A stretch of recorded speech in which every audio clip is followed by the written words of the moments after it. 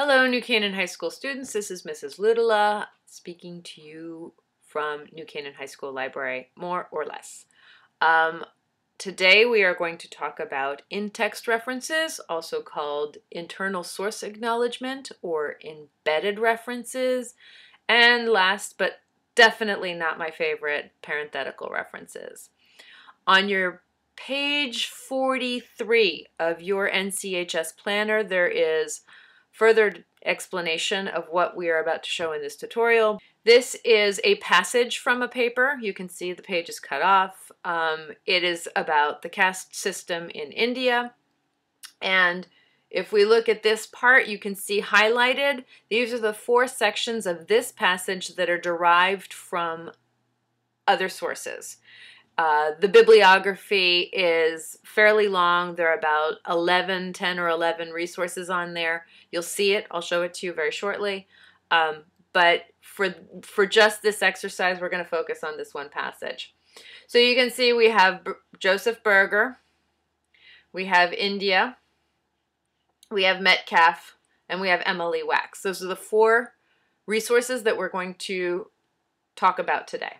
And here they are highlighted in red with an arrow just to show you what they are. Now, let's start with the Joseph Berger piece. That's the first. And what we're going to do is evaluate whether or not this is something that needs to be referenced and how to reference it. So even though this one is common knowledge, the author's exact phrasing was borrowed. So for that reason, you're going to have to reference the author.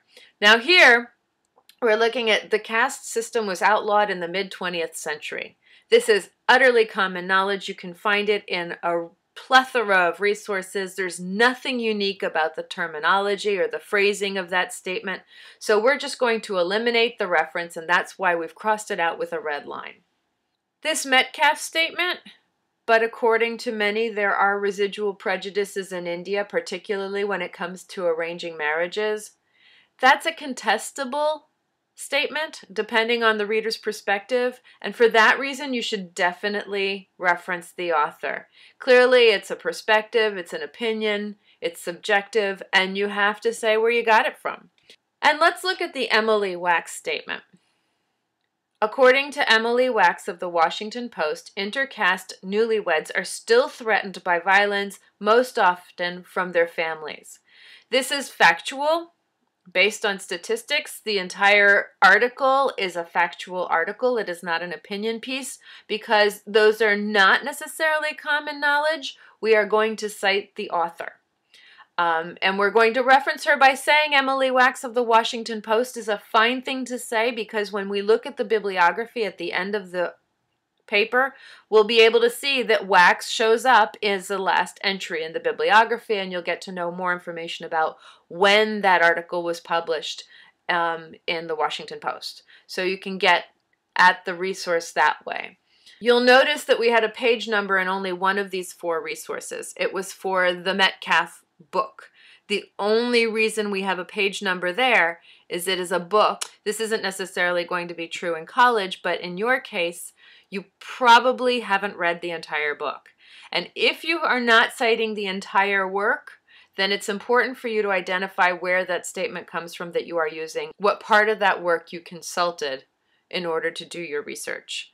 So a book will have a page number, but an article or a citation from a database will not, because presumably you're citing the entire thing, you've read the entire thing, or at least you consulted the entire thing. So there's a difference between how you cite a complete work or part of a work. This is what the whole thing looks like.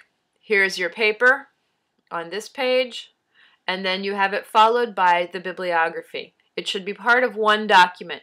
You'll see that in the top we have page numbers, and they are contiguous. So the bibliography is a continuation of the entire paper. Your name and teacher and period is on the front page, and your bibliography follows. It should not be a separate document. It should be something that you started with the same day you started your research, and it's something you've been building throughout the process. Now we're going to talk briefly about connections between the bibliography and the writing. Here is your Berger entry.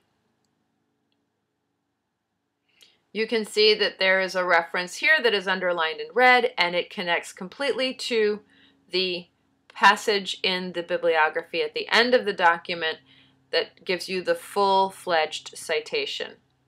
Here we're referencing actually 3 resources, but we chose not to reference the first one, which was the India entry, but we are definitely going to address the Metcalf reference because that was an opinion, and the Wax entry because that was factual and it's not necessarily common knowledge. I hope this is helpful. Please post some comments so that we know how to fix it if it isn't.